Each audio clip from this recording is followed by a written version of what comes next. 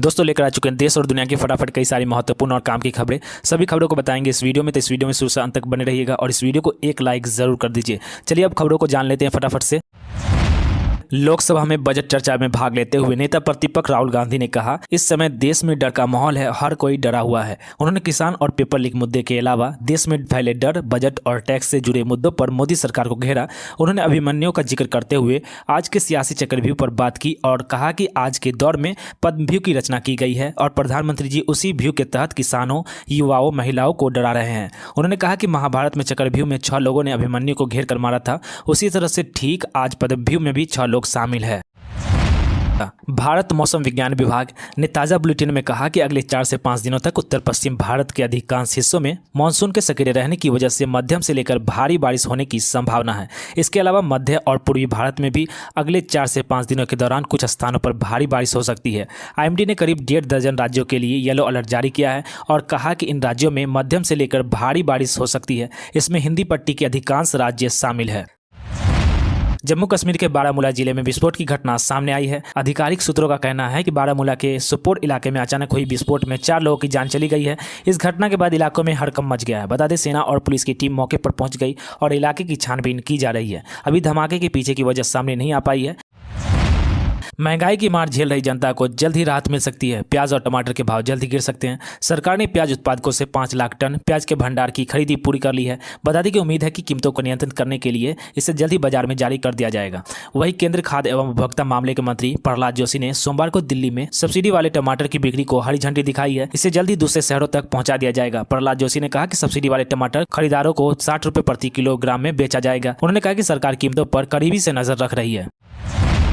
लोकसभा में बजट पर चर्चा के दौरान कांग्रेस नेता राहुल गांधी ने कहा, इसमें किसान और मिडिल क्लास के लिए कुछ नहीं है। उन्होंने कहा कि ये लोग सिर्फ अंबानी और अडानी का ख्याल रखते हैं। इस पर स्पीकर ने कहा कि आप उन लोगों पर टिप्पणी नहीं कर सकते जो सदन के सदस्य नहीं है। इस पर राहुल गांधी ने कहा कि क्या मैं इन लोगों को 3 और 4 बोल सकता हूं या फिर A1 या A2 कहूं। उन्होंने कहा कि इन दोनों का देश का बिजनेस पर होल्ड है, इनके बारे में हमें बोलना होगा। हम चुप नहीं रह सकते। आप चाहे तो इनके बारे में संबोधन के लिए कुछ व्यवस्था दे दीजिए, पर हमें चुप नहीं कराया जा सकता। बिहार में जातिगत आरक्षण की सीमा को बढ़ाकर 65% किए जाने के सरकार के फैसले पर लगी रोक को हटाने से सुप्रीम कोर्ट ने फिलहाल इनकार कर दिया है। नीतीश कुमार सरकार के इस फैसले पर पटना हाई कोर्ट ने रोक लगाई थी, जिसके खिलाफ राज्य ने शीर्ष अदालत का रुख किया था। अदालत ने बिहार सरकार की अर्जी पर सुनवाई को लेकर सहमति जरूर जताई है। चीफ जस्टिस DY चंद्रचूड़ की अगुवाई वाली बेंच ने कहा, हम नोटिस जारी कर रहे हैं, इस मामले पर हम सितंबर में सुनवाई करेंगे, तब तक कोई अंतरिम राहत नहीं रहेगी।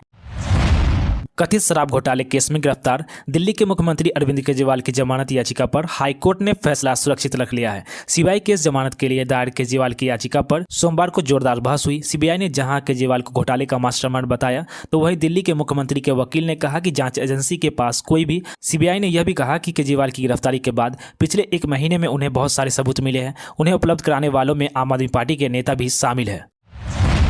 दिल्ली के ओल्ड राजेंद्र नगर में कोचिंग संस्थान के बेसमेंट में पानी भरने से 3 छात्रों की मौत का मुद्दा आज संसद में भी गूंजा। केंद्रीय शिक्षा मंत्री धर्मेंद्र प्रधान ने राज्यसभा में इस मामले को लेकर बयान दिया। उन्होंने कहा कि ऐसे समय जब देश विश्व शक्ति के तौर पर उभर रहा है, तब राष्ट्रीय राजधानी दिल्ली में ऐसी घटना हुई है।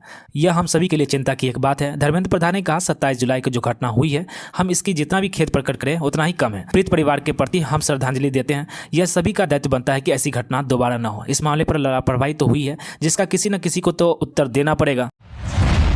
अयोध्या से सांसद चुने गए अवधेश प्रसाद ने रामनगरी में जमीन की खरीदारी में भारी अनियमितता का आरोप लगाया है। सांसद ने यह आरोप संसद के अंदर लगाते हुए सांसदों की एक समिति भेजकर जांच कराने की मांग सोमवार को लोकसभा में उठाई। लोकसभा में केंद्रीय बजट पर चर्चा में भाग लेते हुए प्रसाद ने कहा, इस बजट में कहीं भी उत्तर प्रदेश और अयोध्या का नाम नहीं है। उन्होंने सत्तारूढ़ भारतीय जनता पार्टी यानी कि भाजपा पर अयोध्या के नाम पर राजनीति और व्यापार करने का आरोप लगाते हुए कहा, क्षेत्र की जनता सत्तारूढ़ दलों को इसलिए नकार दिया है। तो दोस्तों, इसके साथ ही खबर समाप्त होती है। और भी ऐसी खबरों के लिए इस वीडियो को एक लाइक जरूर कर दीजिए। मिलते हैं नेक्स्ट वीडियो में, तब तक के लिए जय हिंद।